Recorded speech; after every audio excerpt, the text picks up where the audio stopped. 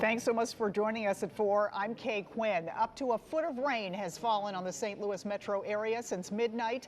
At least one person has died. Thousands are trying to pick up the soggy pieces in the midst of historic flooding. We have team coverage tonight, beginning with my colleague Mike Bush. He's live at the Richmond Heights Community Center on Dale Avenue, a very busy place. Mike. It really is, Kay. It's a very busy place because this has been established as a regional emergency shelter. We were inside just a few minutes ago, and there are about 80 or 90 people who have been displaced, and some have harrowing stories about what happened to them. The police knocking on their door, waking them out of their sleep, and they realized that their apartments or their homes had been flooded, and they really had to get into rescue boats with the things that they were wearing just to get out safely. They're here, they've got blankets, they've got some food, they're just trying to figure out where they go next. Now, as Kay mentioned, that this situation has turned deadly. We understand that just a few hours ago that St. Louis firefighters found a man dead this morning at a car at Skinker and Enright. City firefighters responded to 70 different rescue calls before noon. They also responded to reports of flooded basements in low-lying areas near McCausland and Southwest. Firefighters say they haven't seen, other than that, any major injuries. We haven't really transported many people with EMS away from these sites. It's just the amount of material things that these people have lost, within their homes. And the same way, they're all displaced right now. They're trying to find either a relative or someplace to go to. The Metropolitan Sewer District is working 250 calls right now throughout the region. A spokesperson says they haven't seen any major impacts on the sewer system and say it's held up like it's supposed to. We have a team of reporters and meteorologists covering this historic event. We'll check in with Justina Cornell, Holden Kerwicki, and Chief Meteorologist Scott Connell in just a bit. But first, let's go to 5 on Your Side's Travis Cummings. That's right. I'm here at the Communications Center, Emergency Management. We heard from Executive Dr. Sam Page today. We also heard from the Metro Sewer District and other agencies. And I can tell you this right now, this is something we can have a little bit of relief about. There are no reports of injuries or deaths in this area, but there is serious damage. And we want to show you some of that video. We've been through North County all morning checking out Florissant and Hazelwood and other neighborhoods. The flooding has closed county parks, we just learned, shut down roads, cut off power to intersections, and has damaged at least one bridge by erosion. Now, Page signed an executive order declaring a state of emergency here in the county. The governor has also signed an executive order for the state of Missouri. He's hoping for more funds from the federal government. And we are hopeful that an executive declaration of a state of emergency from our White House, from the president, will come soon. And that's important to folks in our community because that allows us to have access to small business loans for businesses that have been damaged by the flooding, and also allows property owners to access special programs.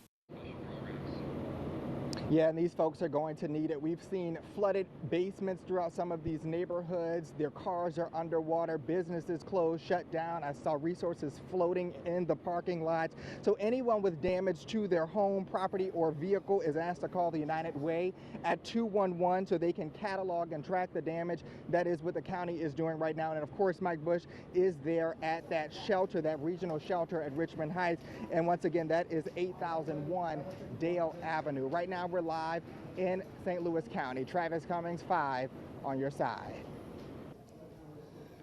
All right, Travis, thanks. Let's continue our team coverage in St. Charles County, where they received more than a foot of rain overnight. 5 on Your Side's Justina Cornell joins us live from O'Fallon. Justina. Yeah, Mike, so just to give you some perspective on where we're at, we're in a neighborhood near the Veterans Memorial right next to the Quick Trip. Now, the water is gone, but the damage is seen all around. Now, let's roll some video and photos from early this morning. Now, in the Bellevue Creek and the Bellevue Lake Drive neighborhood, several families were rescued. The O'Fallon Fire Protection District saved 17 people here along with their pets. I'm told a lake is right behind these homes, so when all of the rain came, the flooding inundated these homes, eating up their cars out front too. Now, some folks folks were stuck in their attics. I spoke to Heather Thiel, who is a homeowner, and her bed is in the basement along with her daughters. She woke up to the flash flood emergency alarm, and then water busted through her window and came rushing through. That's when she grabbed her 7-year-old and ran upstairs. At that point, it was only, ankle deep. Then all of a sudden it got like knee deep, and then you open the basement door and it was completely up. And at that point we realized our garage was flooding. Soon after that, she was rescued by fire crews, and she says while almost all of her items are gone, she's so thankful for all of their hard work and grateful to be alive. Reporting live, Justina Cornell, 5 on your side. All right, Justina, thanks very much. I guess the big question, Kay, for a lot of these people is what's next? They don't know if they can go back to their homes or when they can and what kind of shape that they'll be in. Kay? Yep, that is so true. So many questions tonight, and the rain continues, Mike. We'll check back with you in just a few minutes. It has been a tough day in the Metro East, where crews are continuing to battle floodwater that triggered evacuations across St. Clair County. 5 on your side's Holden Kerwicki joins us live in Caseyville, where there were concerns about a potential levee breach. Holden? Okay, at this time, it's still not clear if that levee breached or not, but the emergency manager, Herb Simmons, told me that it's actually not uncommon when we get a lot of rain for water to wash over the top of that levee. But people here in town say it's been decades since they've seen this type of flooding here in their community. As the water actually started rushing into town, the call was made to evacuate Caseyville Nursing and Rehabilitation Center. Volunteers from across the county helped wheel residents through the floodwater to a shuttle that took them to safety. Meanwhile, on the north side of town, people could only stand and watch as those floodwaters undermined an abandoned railroad track that was the only thing holding the water from washing away their homes. It can take us out anytime. Our house is pretty much done. Good thing we got good insurance. A little bit farther east into Illinois, in my hometown of Nashville, Illinois, the town reservoir, the secondary dam, actually failed, sending water into some of the low-lying areas east of town. At this time, the Washington County Emergency Management is asking everyone coming through that area to avoid Route 15, which remains closed. Reporting live in Caseyville, Illinois, Holden Kerwicki, 5 on your side. All right, thanks so much, Holden. So, how much rain did we get? Chief Meteorologist Scott Connell is live in O'Fallon, Missouri tonight with the tally. Scott? Well, Kay, this rain came fast and furious last night, and it's the most we've ever seen in a 24-hour period in the St. Louis area. And we're talking records that go back to 1874. So incredible rainfall last night. We're here in the O'Fallon area, just outside of O'Fallon city limits. That shed was behind a house. Now it's partially in the street. Power of water. Look at the rainfall tallies across the region. The radar does a good job of estimating these, and you see where that stripe of heaviest rain was, slicing right through the heart of St. Louis. Really along Interstate 70, working your way from Wentzville right here through the O'Fallon area, and then on down into St. Louis and over towards Belleville. A swath of 8 to 10 inches of rainfall, and under those areas, there were spots that saw more than a foot of rain in just about 6 to 9 hours. That foot of rain falling around St. Peter's. Officially at Lambert, 9.06 inches. That is your storm total in the past 24 hours. That is the highest ever. You have to go back to 1915 to even come close, and that was the Galveston, remnants of the Galveston 1915 hurricane that brought us over 7 inches of rain in 24 hours. Here's a look across the area now. The good news is the radar is pretty quiet around St. Louis. The bad news is there is the potential for more showers and thunderstorms later on tonight and into tomorrow, though the heaviest rain will most likely stay a little farther south of the areas that saw the heaviest rain earlier this morning. Notice our temperature in St. Louis at 79. You go just south of town, it gets hot. Springfield right now looking at a temperature of 103 degrees, so that hot, humid air is not far away. We'll come back in a few minutes. We'll talk about the rain for later tonight and the timing on that and where the heaviest rain is expected to fall. For now, I'm Chief Meteorologist Scott Connell, live near O'Fallon, Illinois. All right, thanks so much, Scott. Our coverage of this record rainfall continues after the break. You can also find all kinds of information and resources on KSDK.com. All you have to do is text the word flood to 314-425-5355, and we'll send you a link. And so many of you have been sending in photos of what's going on in your neighborhood. Here's a picture from Jason Shoemaker showing the flooding in Brentwood. You can see the high water at the gas station down the street there.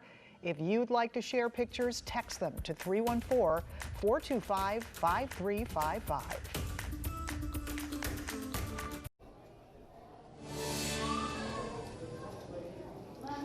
Welcome back to Richmond Heights. I'm here live at an emergency shelter that has been set up for a lot of these flood victims. They're coming from all parts of the region. In fact, St. Louis County Executive Dr. Sam Page has just come here, and he is talking to some of the residents. Many of these people don't know where they're going to go after tonight.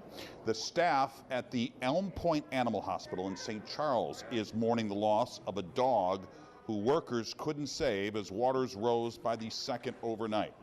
It was a heroic effort. The owner says at least 2 employees rushed to quickly save 30 other animals, risking their lives in the process. Water filled the basement where the pets were being boarded. There were 2 exits. Both were feet deep in water when the water crested. One person was hospitalized as precaution, but he expects them to be okay. He says the emotional toll, though, is heavy on the staff today as they attempt to dry out the building. Panicking because they thought they were going to lose their lives initially. I mean, the water was going out so quick, they couldn't get out either. There's 2 exits from the basement, and they couldn't get out either one because the doors have been pushed shut because of the water. So they were kind of stuck in there. The outside fence and other parts of the building were damaged. The owner is thankful for the hard work of his staff and that others weren't injured. We'll have more on this story tonight at 6 o'clock. The pups in St. Charles weren't the only ones caught in flood water. The Best Buddy Center in Maryland Heights got 9 inches of standing water in its lower levels. Luckily, all the animals were moved out of the water quickly. The facility will need to replace hundreds of thousands of dollars worth of damaged equipment. The Humane Society of Missouri is asking for donations to help repair the building. And Kay, I think it's safe to say we're going to remember this date in history for a long time to come. We really will, Mike. Yes, it's going to be one for the record books, and just thankful. You know, we had one person has died. Hopefully, that is the extent of the injuries and deaths, and our obviously prayers go out to that person's family, and we hope everybody else stays safe. All right, thank you, Mike. We'll check back in. A building at the St. Louis Zoo has a lot of damage after the overnight rain. The zoo is open now, but early this morning, part of the roof of the zoo's distribution building collapsed. Part of the wall buckled in. No people or animals were hurt here. The fire department responded and shut off the building's utilities. Firefighters think the weight of the water on the roof caused that collapse. The Muni has postponed tonight's performance of Legally Blonde due to flooding in Forest Park and the Muni grounds. The rescheduled performance will take place Monday, August 1st at 8:15. Ticket holders will be automatically moved to Monday's show. Take a look at this. The Lake St. Louis Spillway looking a whole lot like Niagara Falls. Bellow Creek also running high today. There were several rescues in this area. Our crew spoke with one man who said his daughter's car was flooded and she needed to be rescued. Her car was rear-ended earlier today, and then she went to the hospital to check on her neck, came back, and when she got here, she hit the water and it drowned it out and then flooded it. The police came in a boat and knocked the window out and then took her out. People weren't the only ones rescued from high water today. The O'Fallon, Missouri Fire Department made sure they saved a snapping turtle. You can see them picking it up here, and he was taken to an area where he was safe. Evacuations were needed in Brentwood when water rose over the banks of Deer Creek. This is Brentwood Park near the creek. A new park is under construction here with an opening date in the spring of 2023. Now, this is an area known to flood during heavy rain, and right now, it just looks like one big lake. All right, stay with us. We'll be right back.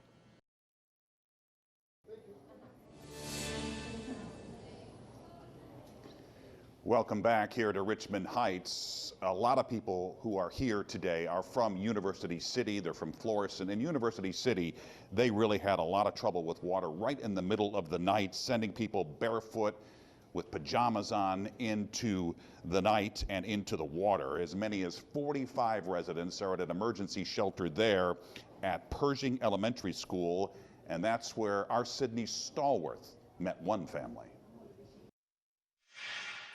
Their house is no longer livable.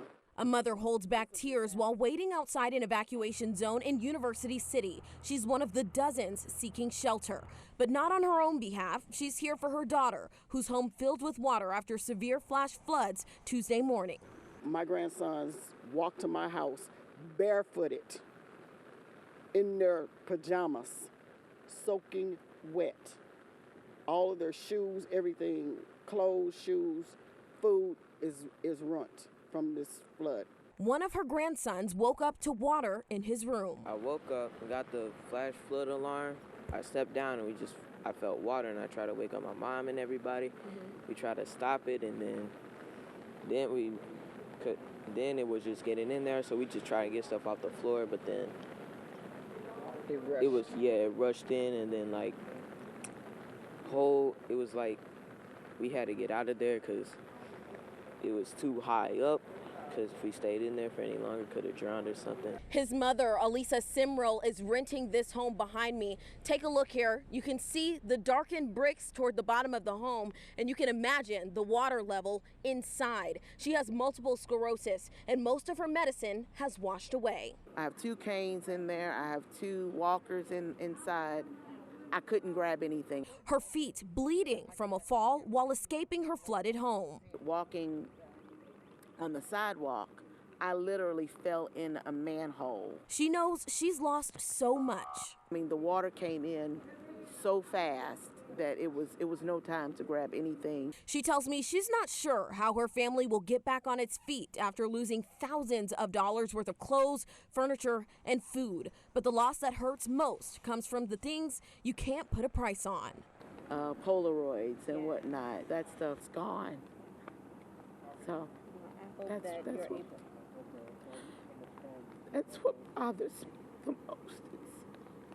It's photos that can't be replaced. Sydney Stallworth, 5 on your side. Well, if you were up late last night, you heard the rain. It just went on and on and on. And Scott Connell says, we set records. It was an historic night. Scott? You know, rainfall rates were running 7 to 9 inches an hour out of some of the heaviest cells. They didn't stay in the same spot continuously, but they kept going over the same spots continuously. That's what set us up for the tremendous amount of flash flooding that we saw. You know, where I'm standing right now, we're in the Blue Lake Estates here just outside O'Fallon, Missouri, and all of this was underwater, rushing water, and that power of water just moved a whole lot of things. So officially at Lambert, we're coming in with, for the day, the way records are done, it's from midnight to midnight standard time. So our daily rainfall is a record for the day at 8.63 inches. The storm total rainfall, which includes that fell beforehand, brings us up to just over 9. That blasts the old daily record of all time back on August 20th of 1915. And again, that was the remnants of the hurricane that went ashore in Galveston. And you know, you don't get rainfall like this usually without some kind of tropical system in play. And what a mess this was. This was just tropical moisture surging up over that boundary to our south. Now that boundary's trying to creep back to St. Louis. I show you the temperatures around the metro area because the area is hardest hit by the rain, still under the clouds in the 70s. Notice Pacific's at 86 right now. We get a little farther on down to the south and we're finding temperatures in the triple digits down across parts of Arkansas into southern portions of Missouri, although temperatures have topped out, looks like around 103 degrees in Springfield. Now, that front is still down to our south. It still could be a troublemaker later tonight. At the moment, the radar screen not looking bad. We've pretty much just got a few sprinkles off to the east of St. Louis. But as we head through the evening and overnight hours, track this out with Futurecast. Our temperatures are not going to drop much this evening. And as we head towards midnight, 2, 3, 4 o'clock in the morning, again, another cluster of nighttime showers and thunderstorms. This time the focus should be just a little farther south, and it should not be to the same extent as what we saw early this morning with that torrential rainfall, and then it fades away as we go through tomorrow, and then tomorrow afternoon it gets a little bit on the steamy side. How much rainfall are we talking about? This is just one model, one estimate. Again, from St. Louis south, there's your potential of seeing more than an inch of rainfall in some of those bands. But again, that's going to depend on exactly how those showers and thunderstorms move through the area and the exact track that they take.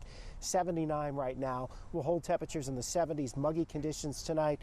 Morning showers and thunderstorms possible tomorrow. So again, late tonight, the focus is mostly south of the hardest hit areas. Now, having said that, you know, even another half an inch to an inch of rain is just like putting salt on a wound at this point for all of us that are dealing with that heavy rainfall that we saw last night, especially in the areas that saw the 8 to 12 inches of rainfall, one of those hardest hit areas here in the O'Fallon, Missouri area. Next week does look hotter. We'll get a break here for Friday and Saturday. By Sunday, we start to get that chance of storms back in here, and next week we're back into the 90s. 5 on your side at 4 continues in just a moment. All right, we've been tallying the rain totals across the bi-state all day long.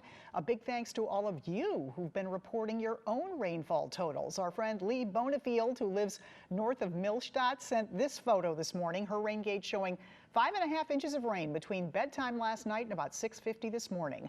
You know, even more's fallen since then. St. Charles has seen the highest totals. This is Jim Springer's rain gauge showing 11.7 inches between midnight and 6 this morning.